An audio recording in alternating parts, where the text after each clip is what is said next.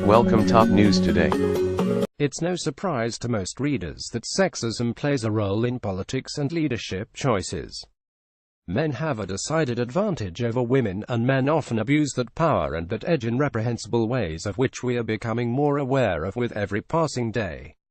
Yet, in spite of long-standing awareness of the destructive and inequitable impact of sexism in politics, business and personal relations, we tolerate the status quo on a collective level, although there is a growing momentum to change things once and for all, reflected in the development of advocacy groups and legislation, including the formation of groups like Ultraviolet, advocating against sexual harassment in Hollywood, and the example of Iceland's recent passage of equal pay law.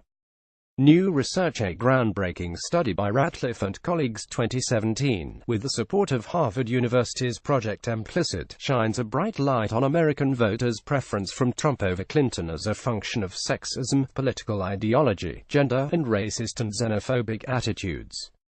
Using the theory of ambivalent sexism, researchers studied over 2,800 American voters before and after the election in order to determine to what extent sexist attitudes influenced the election, and therefore are shaping our currently political and socio-economic reality as we have moved into what for many is the bizarro world of Trumpland, and for others remains a restitution of long-standing, misguided liberalism. What is the theory of ambivalent sexism? Ambivalent sexism theory. Glick-Fisk, 1996, makes the claim that sexism exists in two fundamental forms, hostile and benevolent. Benevolent sexism is a paternalistic view in which women are seen as weak beings who need to be cherished and taken care of, analogous to children. This brand of sexism reduces empowerment and pushes women to the side in favor of stronger, tougher men who are charged with protecting the weak. Hostile sexism views women as the enemy of men and views women as waging a battle to wrest control from men through sex, trapping men in relationships, and through feminist politics. Both forms of sexism prevent women from advancement in multiple life areas, and both forms of sexism can be held by anyone, though men are more likely to be sexist on average. The current research. Ratliff and colleagues conducted 3 studies, the first running for 3 weeks before the election, and the others after the election, to look at actual voting preferences and factors including political ideology, sexism, and dislike of minority groups and immigrants.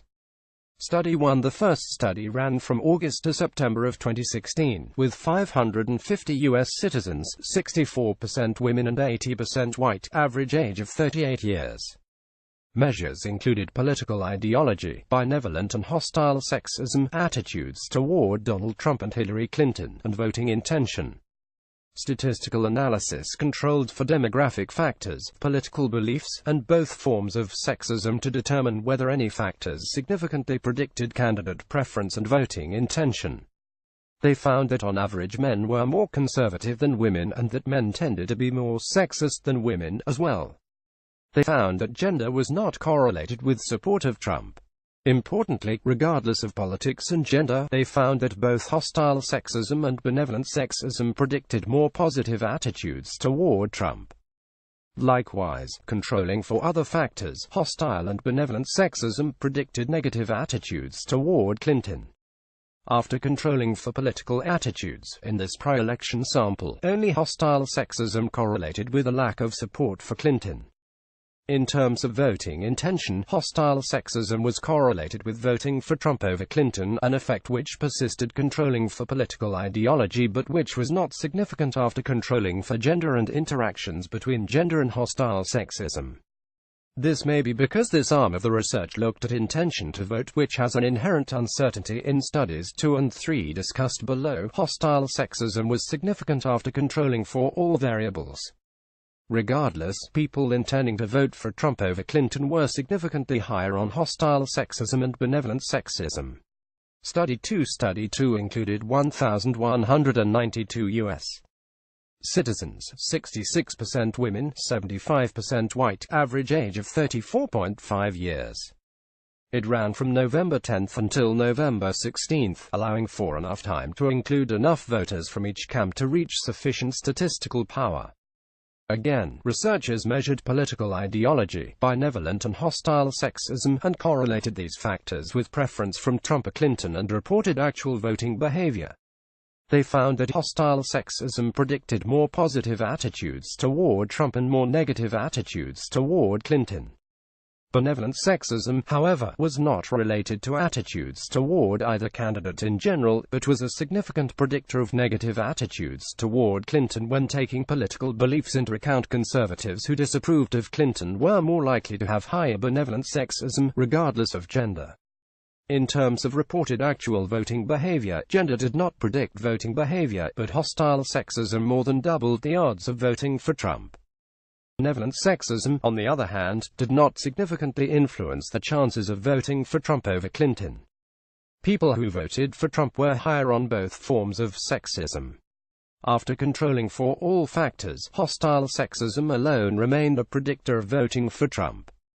Study 3 was similar to Study 2 but included measures of attitudes toward black people, white people, Muslims, Hispanics and immigrants, along with politics, gender and sexism in looking at preference for Trump or Clinton, and voting decision.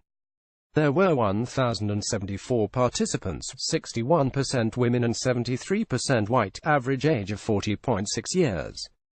The study ran from June 29 to August 10, 2017, again to allow for a sufficient number of voters to complete the study. In addition to looking at the same factors as Study 2, they found that attitudes toward minority groups and immigrants were statistically similar enough to include one variable, the attitudes toward minorities scale. Again, researchers found that hostile sexism was correlated with positive attitudes toward Trump, whereas benevolent sexism was not, even after controlling for gender, politics, and attitudes toward minority groups. Men favor Trump more than women in this sample, but gender and sexism were not significantly correlated. Likewise, after controlling for all variables, hostile sexism but not gender, benevolent sexism was related to negative attitudes toward Clinton. Furthermore, hostile sexism predicted voting for Trump, but benevolent sexism did not, controlling for gender, minority attitudes, and political belief. Trump voters were significantly higher in both hostile and benevolent sexism than Clinton voters. In terms of attitude toward minority groups, Trump voters were significantly less positive than Clinton voters, and Trump voters favored white people more than Clinton voters. Further considerations: the results of this research may not come as a surprise to more liberal readers, who presume that sexism played, and continues to play, a pivotal and under-recognized role in every aspect of human relations, from the socio-political to the personal, from the workplace to family relations, and on a global level.